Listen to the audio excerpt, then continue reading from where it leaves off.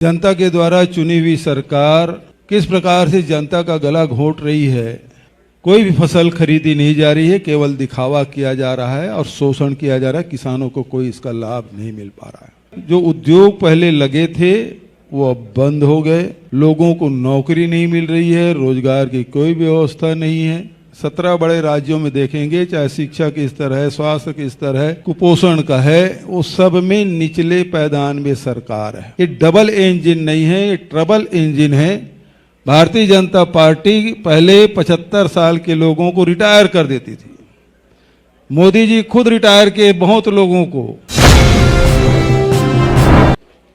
ये धरती भगवान बुद्ध की ज्ञान की भूमि है। भगवान महावीर और गुरु गोविंद सिंह की जन्मस्थली है। पूरे दुनिया को ज्ञान के प्रकाश देने वाली भूमि नालंदा विश्वविद्यालय, प्रजातंत्र की पाठशाला, यदि कहें बिहार को तो अतिशयोक्ति नहीं। लेकिन आज प्रजातंत्र का गला घोटा जा रहा है। जनता के द्वारा चुनी हुई सरकार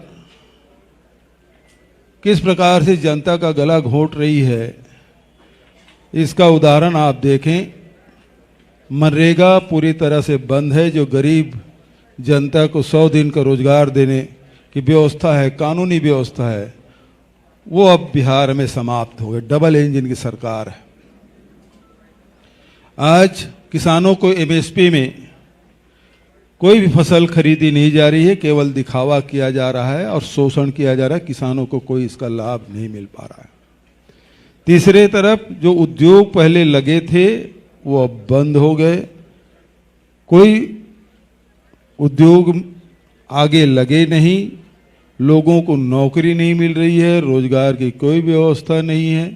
तो आर्थिक स्थिति में पूरी तरह से पिछड़ने का कारण ये 20 साल विनाश काल जो एनडीए की सरकार है वो जिम्मेदार है।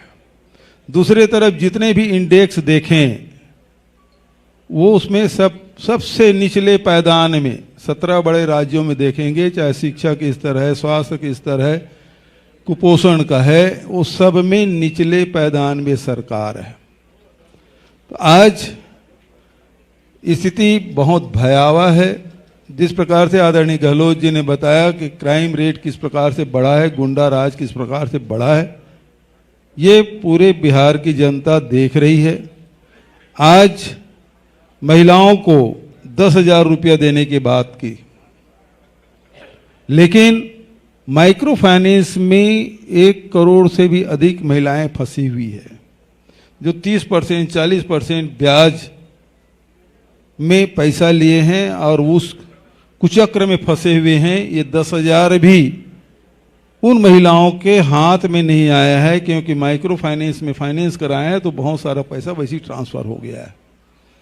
लेकिन ये भी कर्ज है, उसे पटाना पड़ेगा। तो ये लोगों को गुमराह करने की कोशिश और भ्रष्टाचार जो लगातार हो रहा है उसके तरफ लोगों का ध्यान ना जाए। ये डबल इंजन नहीं है, ये ट्रबल इंजन है। भारतीय जनता पार्टी पहले 75 साल के लोगों को रिटायर कर देती थी। मोदी जी खुद रिटायर किए बहुत लोगों को। मुरली मनोहर जोशी से लेके बहुत सारे नाम गिनाए जा सकते हैं जिसको रिटायर कर दिया गया। अब वो 75 के हो गए हैं। नीतीश बाबू का स्वास्थ्य ठीक नहीं है। तो दोनों इंजन के मुखिया की स्थिति के बारे में आप सब जानते हैं। ये डबल इंजन नहीं है, ट्रबल इंजन है।